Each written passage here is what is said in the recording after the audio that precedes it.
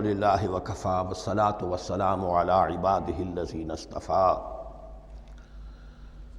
خصوصاً علی افضلہم وخاتم النبیین محمد الامین وعلی آلہ وصحبہ اجمعین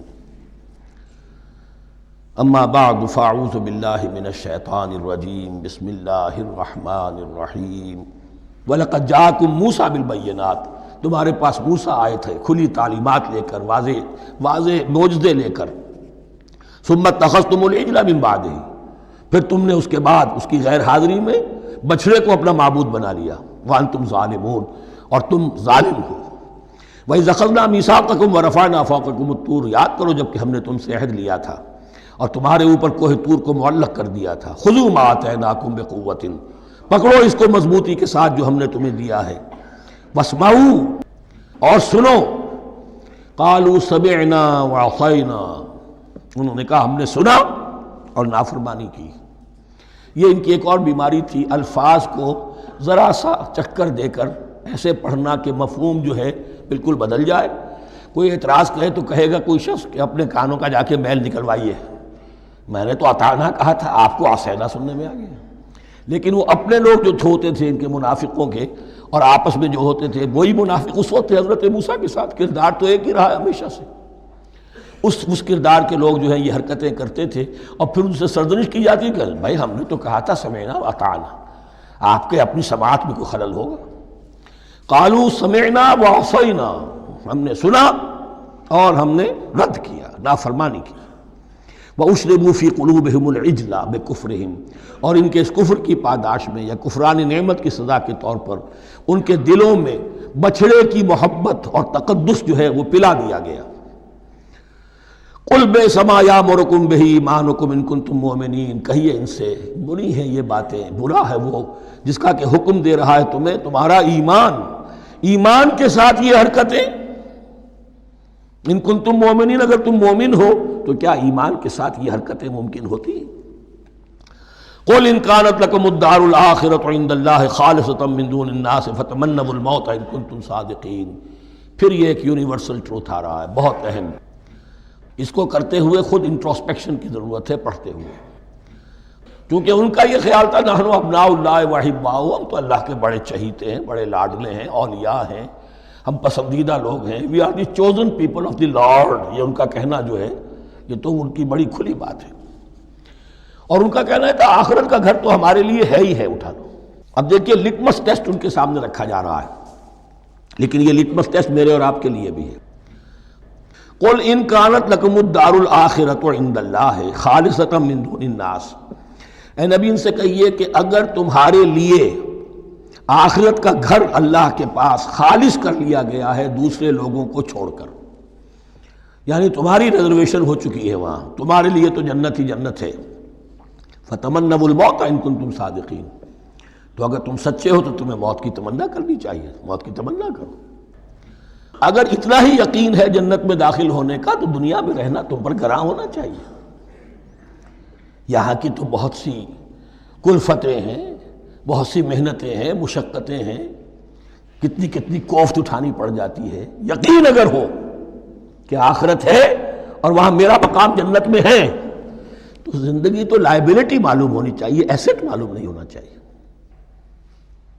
پھر تو دنیا سجن نظر آنی چاہیے، جیسا کہ حدیث میں فرمایا گیا الدنیا سجن المومن و جنت الکافر، یعنی کم سے کم یہ کہ دنیا میں زیادہ رہنے کی آرزو تو نہ ہو، یہ کم سے کم ہے۔ آخرت پر ایمان اور اگر اپنا معاملہ اللہ کے ساتھ خلوص پر ہے، دھوکے بازی پہ نہیں ہے۔ بل الانسان علی نفسہ بصیرہ ہر انسان کو معلوم ہے میں کہاں کھڑا ہوں۔ آپ کا دل آپ کو بتا دے گا آپ اللہ کے ساتھ دھوکے بازی کر رہے ہیں یا آپ کا معاملہ اللہ کے ساتھ خلوص و اخلاص پر مبنی ہے۔ اگر یقین ہے کہ خلوص و اخلاص پر ہے تو پھر تو یہ ہے کہ زندگی ایسٹ نہیں لائبلٹی، اور دنیا باغ نہیں قید خانہ نظر آنا چاہیے، اور اس میں انسان رہتا ہے ایک مجبوراً اللہ نے بھیجا ہے رہنا ہے، جو اس کی طرف سے ذمہ داریاں عائد کی گئی ہیں وہ ادا کرنی ہے، لیکن یہاں رہنے کی خواہش یہ اگر ہے تو یا تو آخرت پر ایمان نہیں یا اپنا اللہ کے ساتھ معاملہ خلوص اور اخلاص پر مبنی نہیں۔ دس از دی لٹمس ٹیسٹ.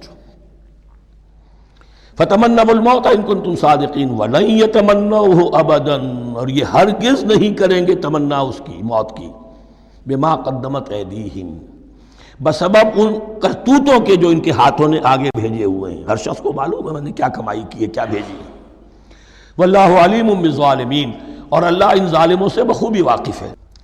وَلَتَجِدَنَّهُمْ أَحْرَصَ النَّاسِ عَلَىٰ حَيَاةٍ، اور تم انہیں دیکھو گے اس دنیا کی زندگی پر تمام انسانوں سے بڑھ کر حریص ہیں. وَمِنَ الَّذِينَ أَشْرَكُوا، یہاں تک کہ مشرکوں سے زیادہ حریص ہیں. اور یہ بات صحیح ہے.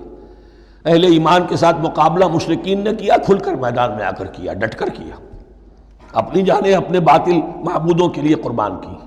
یہودی نہیں لڑ سکے، من ورائے جدر، فصیلوں کے پیچھے سے اور ادھر سے، لیکن سامنے آ کر مقابلہ نہیں کر سکے، اس لیے کہ انہیں جانیں بہت عزیز تھیں.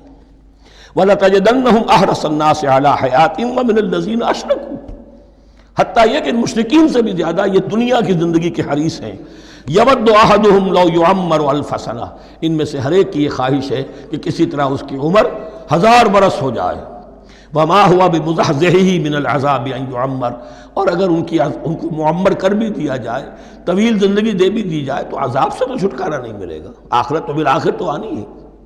واللہ بصیر بما یعملون، اور اللہ دیکھ رہا ہے جو کچھ کہ وہ کر رہے ہیں.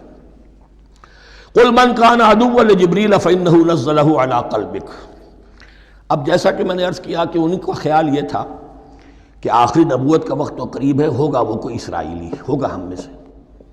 معاملہ ہو گیا تلپٹ. اللہ نے ان کی آزمائش اتنی بڑی کر لی کہ جنہیں حقیر سمجھتے تھے، بڑی امیین ہیں، ان پڑھ ہیں، نہ ان کے پاس کتاب، نہ کوئی شریعت، نہ کوئی قانون، نہ کوئی ضابطہ، کچھ بھی نہیں. اللہ نے ان میں سے ایک آدمی کو، ایک شخص کو چن لیا.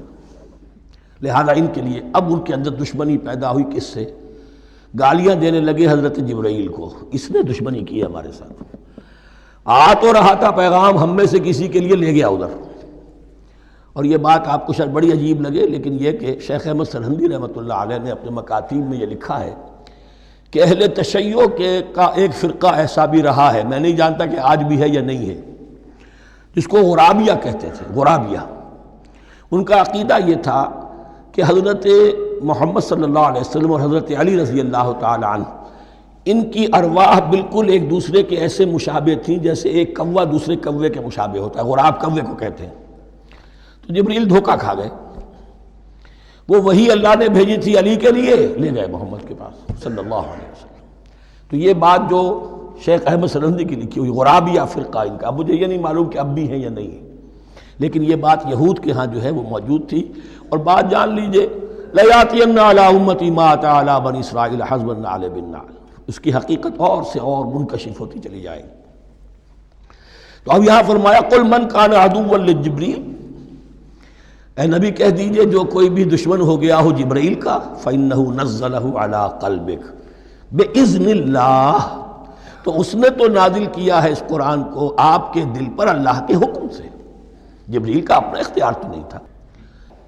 مُصَدِّقًا لِمَا بَيْنَ يَدَيْهِ، اور یہ تصدیق کرتے ہوئے آیا ہے اس کی جو اس کے سامنے موجود ہے. وَهُدًى وَبُشْرَىٰ لِلْمُؤْمِنِينَ، اور ہدایت اور بشارت ہے اہل ایمان کے لیے.